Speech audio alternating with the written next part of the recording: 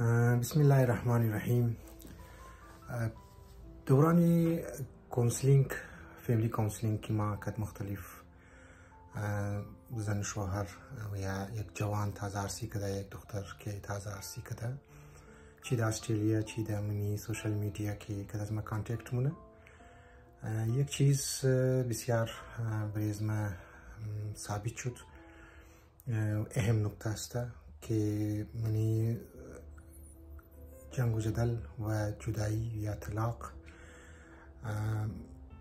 بسیار زیاد افکت داره و بهتری و بسیار کلان ریزن است و جوینت فیملی است.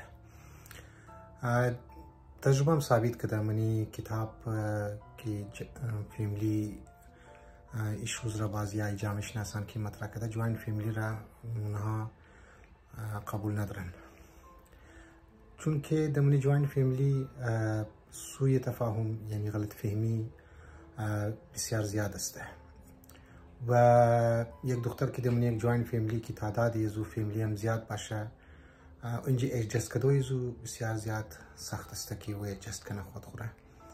لذا حتی الامکان کوشش میشونه که زی جوینت فیملی پرهیز کنه و دختر و بچه یک نو زندگی خود خود در جدا خانه شروع کنه.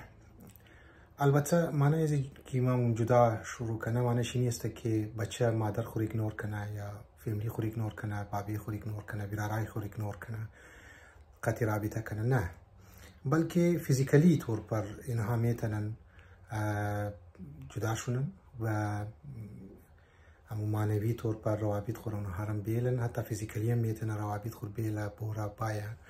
لیکن برحال منی جوینت فیملی اینترفیرنس امکانات چی بسیار زیاد است که مسائل را کریت مونه و جنگ و جدل ایجاد مشنه و بیچاره بچه یک لبه مادر است، یک لبه پدر است، یک لبه برادر است و میتر دیگه افراد فیملی است و در وسط گرفتار میشه و بسیار بریشی مشکلات ایجاد میشه.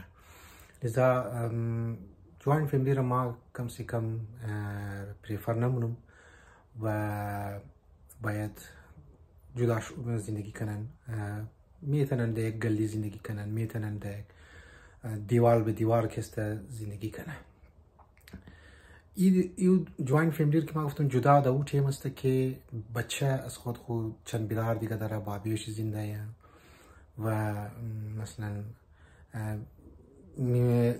اگر جدا شد خدا نخواسته نانیشی، بابیشی یا ریز یک دونه خوارشی، اونها تنها نمونه. مثلا یک بچه ممکنه یک خوار داشته باشه ریزه یا بیوه باشه یا یکو مثلا غیر شادی شده باشه، او را نمیتونه تنها، لیکن اونجا کسی پریفر نموشه جوینت فیملی. برحال اونجا باید دختر قربانی بیده، فداکاری را مظاهره کنه و مجبوری شوهر خوره، مجبوری حسبین خوره متوجه شونه.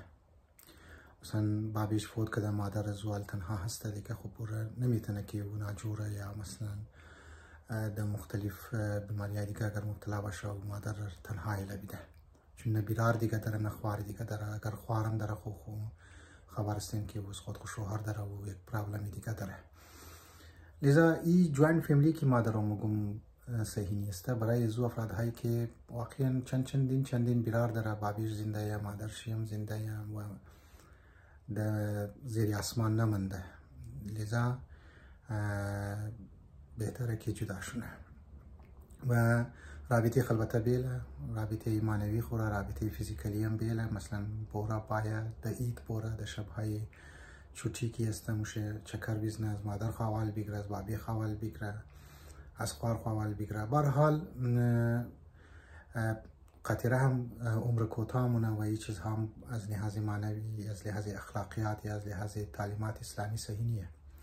لیکن از اول ما ایران باید توجه کنی که جوینت فیملی برای زن شوهر که تازه عرصی کده بسیار مشکلات کریت کده میتونه. امیدوارم که نکته که در خدمت شما گفتم مفید ثابت شده باشه. السلام علیکم و رحمت الله و برکاته.